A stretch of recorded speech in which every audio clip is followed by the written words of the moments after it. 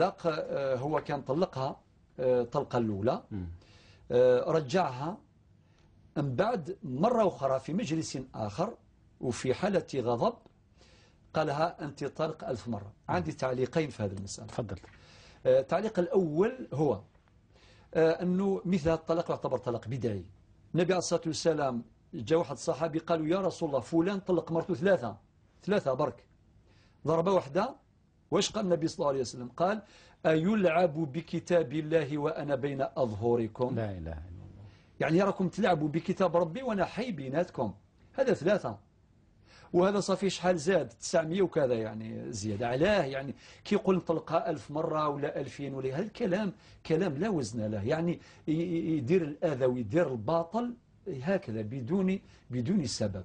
إذن هذا يعتبر طلاق بدعي. ولكن الجواب مادام هناك الطلقة الأولى تمت وبعدين تمت الرجعة، إذن فالطلقة قد وقعت مرتبة لأثارها الشرعية. تفرى فيك التام زواروث من بعد ميسي عاوذ في سنة يفريس طلقة جيو طلقون قرو ما يقاس نسميك 1000 مرة. هذا يعتبر طلقة واحدة، معناتها كان طلقة الأولى وكانت الرجعة وبعدين زاد طلقة ثانية تعتبر طلقة واحدة مادام في مجلس واحد. هذيك الطلقات الزيادة تعتبر دي كونفيرماسيون، تأكيدات. فبالتالي إذن طلقتان. ربي سبحانه يقول في القرآن الكريم الطلاق مرة فإمساك بمعروف أو تسريح بإحسان. الآن مطلوب منه يرجعها في فترة العدة والسلام. وبعدين لو كان بدون عقد ولا مهر جديدين، يعني أتي ديار بلا ثامام ثم بلا الفاتحة بلا ولا شيء، ولكن ذي الوقت العدة ولا قالت في العدة ما لو كان سيرنو ثايض كاش نهار بعد الرجعة سيرنو طلقات 3 وقاذ يغال طلاق بائن بينة كبرى مثورة تعتبر طلقة ثانية رجعية. هذا هو بلا ما نعلق على الطلاق في الغضب إلى آخره، لأنه فيه تفاصيل في هذا الموضوع. حنعتبرها وقعت باش هو ياخذ حذره، وإن شاء الله ما يزيدش. لازم يبعد كاع من دماغه من القاموس نتاعو كلمة الطلاق. بارك الله فيك. سامحني، عندها سؤالها الثالث، ولكن أغادر إلى سؤال فريدة من فرنسا لارتباطه بالطلاق أيضا. تفضل دكتور ثم نعود إلى سؤالها الثالث. بارك الله فيك أحمد، ما شاء الله تسير حكيم. أخت فريدة من فرنسا قالت باللي هي أختي تزوجت مدة 3 سنوات، عندها 2 بنات وكذا، وكان زوجها يهددها بالطلاق. هذاك التهديد بالطلاق لا شيء فيه. يقولها لو كان ديري هكذا ولا بلا ما يعني يهددها بالطلاق. يجي نهار نطلقك يقول كما يحب، وإن كان المفروض الكلمات هذه لازم يبعد. يا عجابة، يعني ما كانش كلام يقولوا باش يزيد يدور حول الطلاق. لماذا يحوم حول هذا هو دكتور المشكلة أنه يبدو أننا لا نقيم وزنا لما نقول. بارك الله فيك. الأحكام قائمة على ما تقول الألسن يعني. نعم. الكلمة أمانة. أو ربي سبحانه يقول في القرآن الكريم اللي بغى يرجع الأخت فريدة، شوفي الآية 18 من سورة قاف فيرسي 18 واش تلقاي فيها؟ ما يلفظ من قول إلا لديه رقيب عتيد. الكلمة وزيد واحد يلعب بكلمة نتاع الطلاق ويتم بنات ويتم ولاد وإلى آخره. والأحكام الشرعية مبنية على الكلمة. لا يجوز باش نستهزوا بالكلمات، خاصة الكلمات الخطيرة التي تدمر أسرة.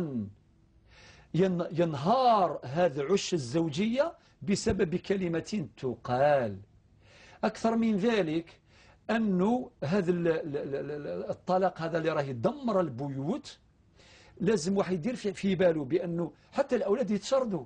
غدو وليدوا ل 20 سنة 30 سنة يقابلوا يقول يا بابا علاش واش داك طلق يما وأنا من حقي باش نعيش بين بابا ويما؟ لماذا أحرم من حنانكما من أحضانكما؟ لماذا؟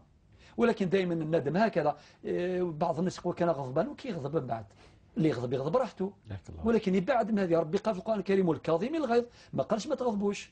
إذا جاء واحد زعفك زعف، ولكن يكون عندك الإفراء، فريني روحك.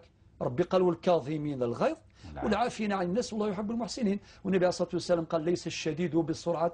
بعدين بين شكون هو الشديد، الراجل الفحل. قال الشديد الذي يملك نفسه عند الغضب. الله يبارك. فبالتالي هددها هذه كلها لا يقع بها الطلاق. وبعدين كي قال لها إذا خرجت من الدار أنت مطلقة، نقول هذا طلاق معلق. خرجت يقع الطلاق. يقع الطلاق بوقوع الشرط، صافي هذيك نعتبره طلقة. ولكن بالخميس اللي صارت بالجمعة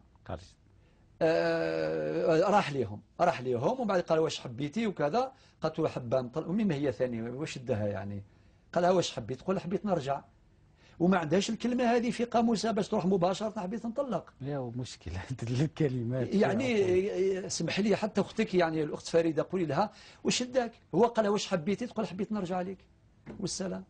علاه الناس يعني زعما الزعامة المزيفة. واحد مثل بالقبالي والغير رائع، يقول لك في ظروف صعبة الرقمة في ذوال حاشكم حاش يقدركم في سوسة في ذمان. مع واحد إذا كان السب واحد مش مليح، ولكن في النهاية السبب هو كلام.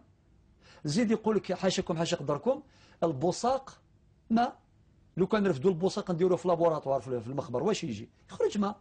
يعني هذه الحكماء اللي قالوه باش الإنسان كي يغضب ما يلزمش يعني يبني على غضبه مواقف وأحكام وبعدين يدمر كل شيء من بعد يندم. لذلك يقول لك الحكيم الغضب أوله جنون وآخره ندم. نعم حقيقة. فبالتالي إذن هي قالت له حبيت نطلق، وهو قال أنت نطلقها بالثلاث.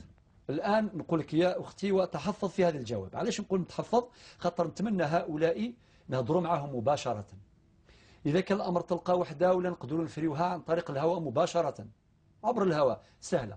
أما كي يكونوا بزاف طلقات أنصحوا بالآتي: يتصلوا بينا ولا بأي مفتي اللي يفقه شرع الله عز وجل، يهضروا معه، كاين دي كيسيون ريبونس مباشرة، نسقسيوهم وبعدين يسمع الفتوى الدقيقة في الموضوع على حسب المعطيات التي تقدم. ولكن بناء على هذه المعطيات نقول باللي هذا إذا اعتبرناها طلقة ثانية راها مازال طلقة ثالثة عند من يقول باختلاف المجلسين. خاطر كاين مجلس وكاين، خاطر كاين يقول لك لا مادام طلقها ولم تتم الرجعة معنى هذه تعتبر تأكيدات.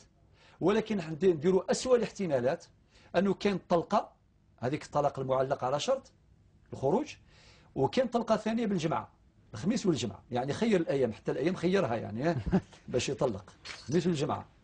فبالتالي نقول هناك طلقتان نصحهم بالآتي: أنه يتراجعوا، يرجعها في فترة العدة هذه، يروح الزعاف ويرجعها. وماذا بك ينصح كي هي، خاصة هو اللي راه يستخدم مثل الطلقات. وإن شاء الله ما كان حد شيء. ما هذا ليس طلاقا بائن بين كبرى، ليس طلاقا بائن بين كبرى، خاطر في هذه لازم تتزوج بزوج آخر. ولمزيد من التفصيل والبيان تواصلوا معنا أو مع الحصة مباشرة.